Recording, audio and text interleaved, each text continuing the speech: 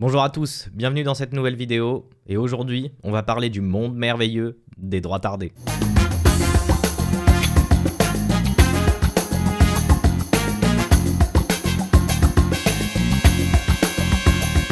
Pour commencer, on va essayer de définir un petit peu ce qu'est un droit tardé. Alors le terme a été popularisé par Antoine Goya et un petit peu toute la gauchosphère des internets, et ça cible un certain public de droite réactionnaire, très manichéen et très ringard. Je les vois comme des grands défenseurs vertueux d'une idéologie qui leur est prémâchée et crachée dans la bouche par leurs influenceurs préférés. Le premier problème, et pas des moindres, c'est que ils ont beaucoup de similitudes au niveau de leur configuration mentale et de leur mode d'action avec leur ennemi idéologique numéro 1, c'est-à-dire les gauchistes, ou comme on pourrait les appeler, les woke. Alors je les vois déjà arriver en commentaire. Non mais sans déconner, nous on défend la belle France, tu peux pas nous comparer à ces tas de merde, gna gna gna gna gna gna. Alors c'est très bien de défendre des valeurs hautement louables, comme le patriotisme, le souverainisme, etc. Mais quand on se dit plus malin, je sais pas si c'est réellement plus intelligent d'utiliser les mêmes stratagèmes que son adversaire. Ouais, bientôt ils vont se prendre le réel dans la gueule. Alors pourquoi je dis ça? C'est parce que on peut les observer régulièrement sur les réseaux pratiquer ce qu'on appelle l'indignation. Eh bien moi ce qui m'indigne, figurez-vous que c'est l'indignation. Très bien. Et ils ont l'air de croire que c'est grâce à cette indignation qu'ils vont pouvoir faire monter la popularité de leurs idées et convaincre de nouvelles personnes sur ces mêmes réseaux. Il faut pas confondre s'indigner sur absolument toute l'actualité et toutes les informations qu'on peut voir passer dans les différents médias et relayer des informations utiles en y apportant son point de vue. Ça déjà c'est le truc à... un machin, il faut faire la connexion. Qu'est-ce que j'insinue par là? Bien évidemment que je trouve que faire un état des lieux des actualités et des informations, ça peut avoir une utilité. Il n'y a pas de souci là-dessus, notamment quand on parle d'insécurité et du climat actuel dans notre pays. Mais repartager en permanence en apportant des points de vue plus ou moins discutables sur des infos qui sont plus ou moins inutiles, ça rend plutôt leur combat contre-productif. On va prendre l'exemple de Medine qui a profité d'un effet boule de neige, snowball comme aiment bien dire les gamers. Quoi?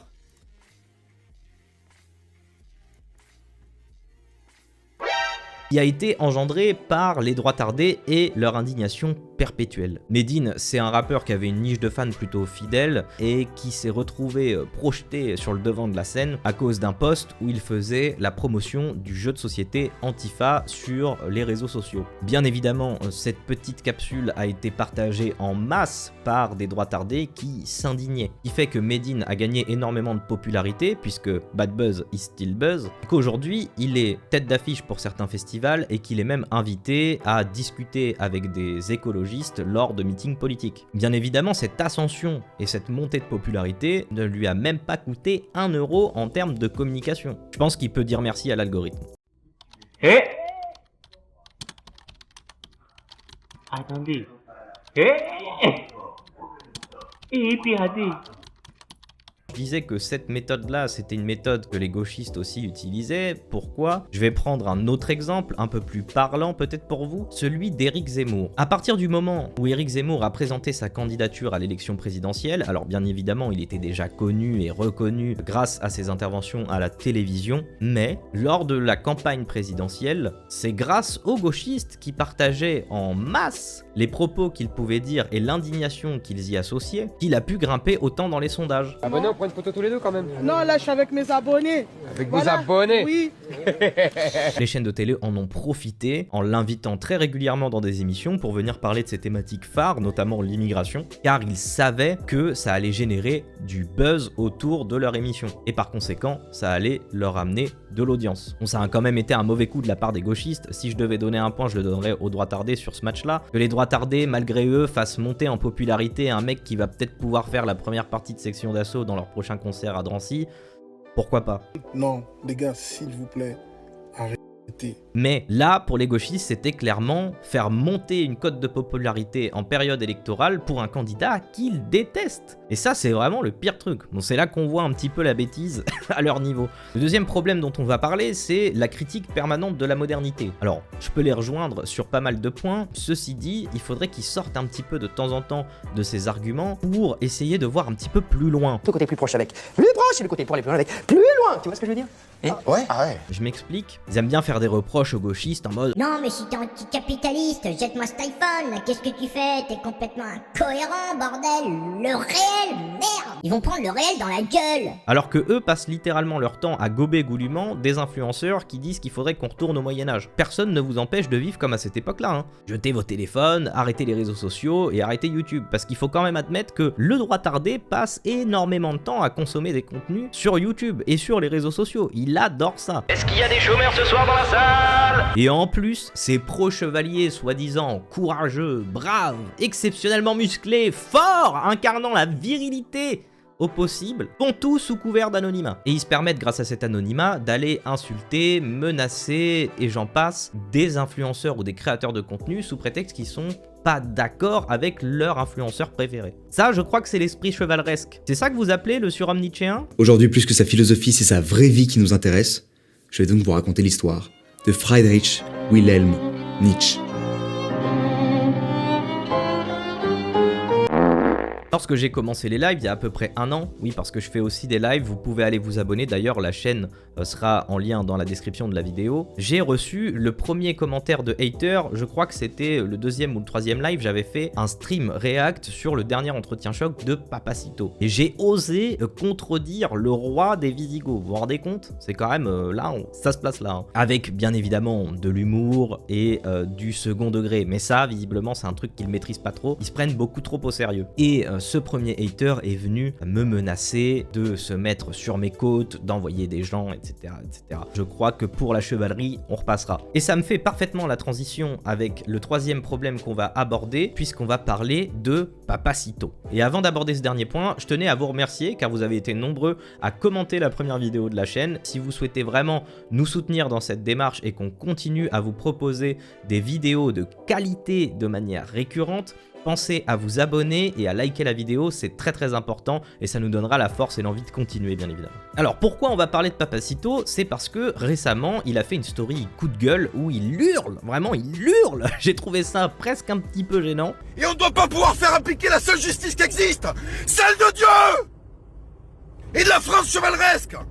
Mais il réagissait donc aux avancées suite à l'affaire de son ami Pierre-Guillaume Mercadal, alias le fermier des cochons laineux. Alors pour ceux qui sont pas au courant de l'affaire, je vous invite à aller vous renseigner directement sur YouTube, puisque c'est pas vraiment le thème de la vidéo de faire une rétrospective de tout ce qui s'est passé, mais vous pouvez aller voir récemment Monsieur Mercadal a donné des interviews où il explique un peu tout ce qui s'est passé et c'est assez intéressant d'avoir son propre point de vue. Je dois lui accorder vraiment un point d'honneur car il parle avec beaucoup de calme et ça doit pas être très simple parce qu'il doit être dévoré par la rage et il ne le laisse pas transparaître. C'est quand même quelque chose qui doit être très difficile pour lui. Alors bien évidemment, vous l'aurez compris, j'apporte tout mon soutien à Monsieur Mercadal car il fait un métier très difficile et aujourd'hui on vient lui mettre des bâtons dans les roues et il est victime d'une injustice considérable. C'est plutôt ce que Papacito en tire comme enseignement à donner à sa communauté qui me dérange. Dans cette petite story qu'il partageait, il nous fait part de sa société rêvée, c'est-à-dire les forts contre les faibles. Et c'est ces procédures interminables, alors qu'on a la force physique